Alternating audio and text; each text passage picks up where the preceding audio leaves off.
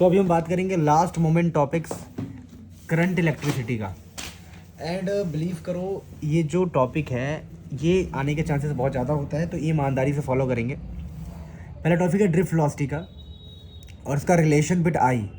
तो इनकी डेरिवेशन आप अच्छे से करेंगे। आई का मतलब होता है यहाँ पर करंट, तो ड्रिफ्ट वेलोसिटी और रिलेशन बिटवीन आई मतलब I is equal to we D N E A, ये डेरिवेशन भी करना है आपको और ड्रिफ्ट वेलोसिटी का डेरिवेशन भी निकालना है। बहुत ज़्यादा इंपॉर्टेंट है, ये ध्यान रखना। अब मोबिलिटी एक टॉपिक है जो कई बार एग्जाम में डेफिनेशन डायरेक्टली पूछा जाता है। V I characteristic is a important topic. आपको सारे वोल्टेज और करंट के ग्राफ, सारे ग्राफ आप रट लेना, चाहे सेमी कंडक्टर का हो, चाहे कंडक्टर का हो, चाहे इंसुलेटर का हो, किसी का भी हो, फ़र्क नहीं पड़ता, ग्राफ रटा होना चाहिए बिल्कुल। फिर ओम्स लॉ, ये वाला टॉपिक काफ़ी इंपॉर्टेंट हो जाता है।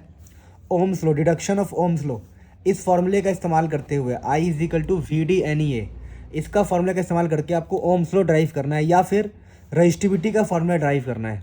ये बहुत ही हाईलाइटेड टॉपिक होता है, जब ये आता है तो बच्चों के तोते उड़ जाते हैं, क्योंकि उन्होंने सब कुछ पढ़ लिया होता है पर पता ही नहीं होता कि सबसे इंपॉर्टेंट बात क्या थी।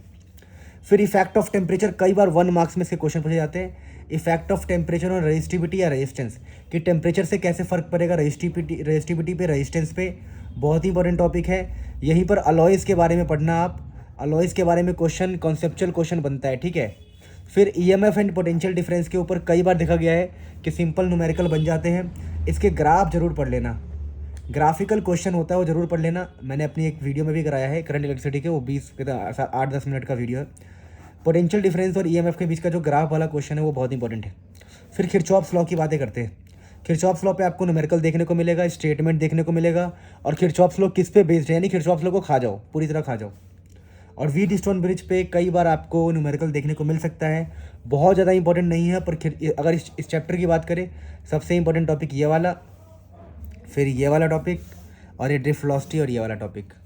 मतलब इंपॉर्टेंट तो देखो मैंने सारे इंपॉर्टेंट ही लिस्ट डाउन किया है, पर फिर भी आप एक बार सब कुछ देख लेना अच्छे से हो, और बहुत कम टाइम हो तो इसे खा के जाओ, इसे खा के जाओ, 2 टॉपिक तो कम से कम खा के जाओ जो एग्ज़ाम में आपको डायरेक्टली देखने को मिलेगा।